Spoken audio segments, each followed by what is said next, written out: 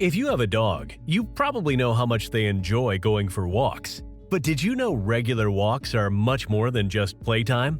In this video, we will delve into why skipping your dog's walk is a bigger deal than you might realize.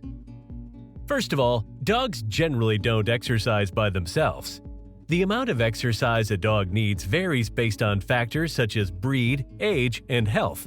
It can be as little as 30 minutes a day or as much as several hours. But all dogs need exercise in some form. If you have a yard in your home, you may think you can let your pet into the yard to play and exercise. But dogs are social creatures who thrive on interaction. Unless you're actively spending time playing with your pup, your dog is going to just sit there without engaging in much physical activity. Remember, although having a yard is good for quick pee breaks, it just doesn't offer enough stimulation to encourage an adequate amount of movement and physical activity. This need for exercise, while crucial, isn't even the most important reason to walk your dog. Dogs need walks to get the mental stimulation that comes from seeing new things, or from the point of view of a dog, sniffing new things and exploring the world around them. Dogs who don't have these needs met are subjected to some of the same effects of long-term chronic stress on their health that people are, ranging from depression and stress to problems with the immune system. Remember, being at home all day for a dog is akin to reading the same book over and over again, or seeking enrichment by hanging out in your bathroom. A daily walk can significantly affect your dog's emotional and physical well-being. Studies conducted on dogs in shelters has shown that they benefit from walks and direct human interaction, leading to a reduction in stress and stress-related behaviors. To help your canine friend get the most out of their walk, let them explore the world. Allow them to sniff and investigate their environment. While we humans have about 6 million olfactory receptors, research has shown that dogs have a staggering 300 million. Sniffing is how dogs learn about their surroundings and talk to each other. It's relaxing and releases stress and allows them to do what comes naturally. Through the smells, dogs can read pee mails that other dogs have left behind. They can also find out what animals have been in that area and gather hints about their age, gender, and even health. Oftentimes, we humans hurry our dogs along, prioritizing their exercise or our own schedule over the animal's interest in the world around them. If you think about it, it's like someone taking you to your favorite store without letting you stop and look at things. Letting a dog to pull off to the side and sniff whenever they want can feel wrong to those dominance-based training methods, which prioritize obedience above all else. But these alpha theory training techniques have long been debunked. It's not necessary for your dog to always walk precisely behind you.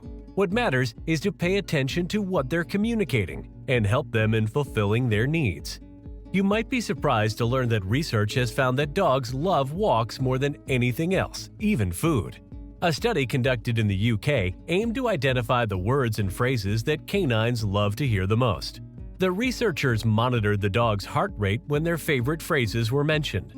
Believe it or not, walkies scooped the top spot, with a dog's heart rate increasing by a whopping 36% every time they hear the word. Other words that make our furry friends the happiest are treat, get it, and fetch. Being overjoyed about going for a walk is almost universal among canines. If you lace up your shoes, reach for that leash, or do anything that signals even the possibility that you are going for a walk, your dog is probably thrilled. So, next time you think about skipping your dog's walk, remember it's not just about getting some steps in. It's about keeping your dog feeling good, happy, and giving them a chance to explore the world. Walking is like a special gift you and your dog give each other, making both of your lives better. Grab that leash, some treats, and enjoy your time with your furry best friend. Now that we talked about the importance of walking your dog, let's talk about 5 situations that you should never walk your dog. Number 5. Exercise after eating. One crucial mistake is exercising a dog immediately after they have eaten.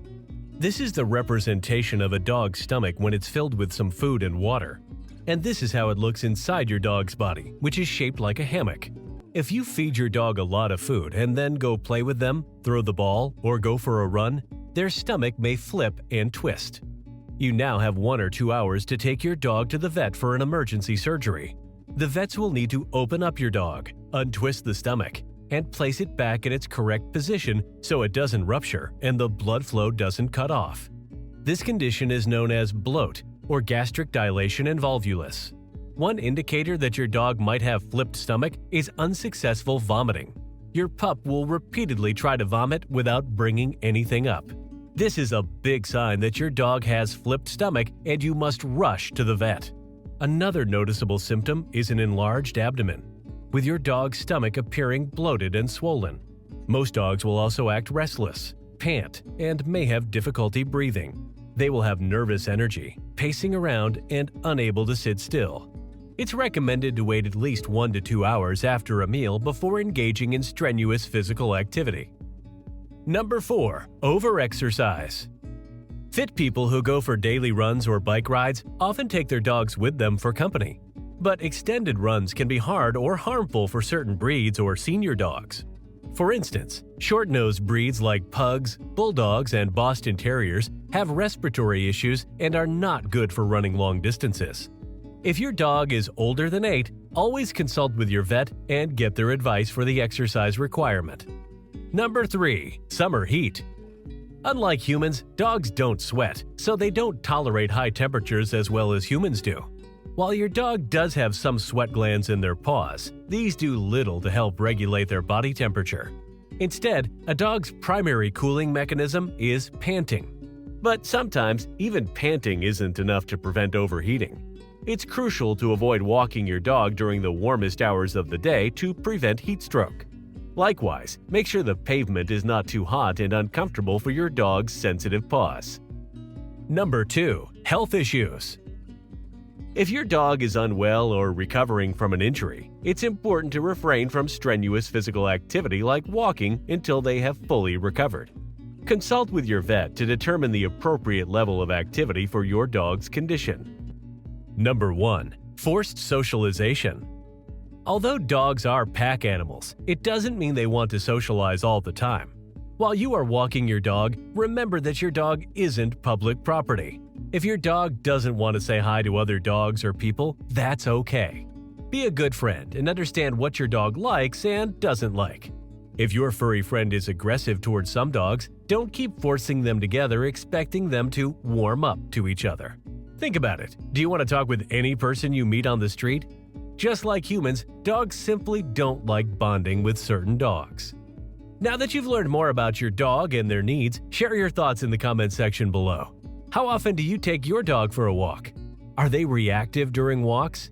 Share your own experience and make sure to subscribe to our channel for more videos.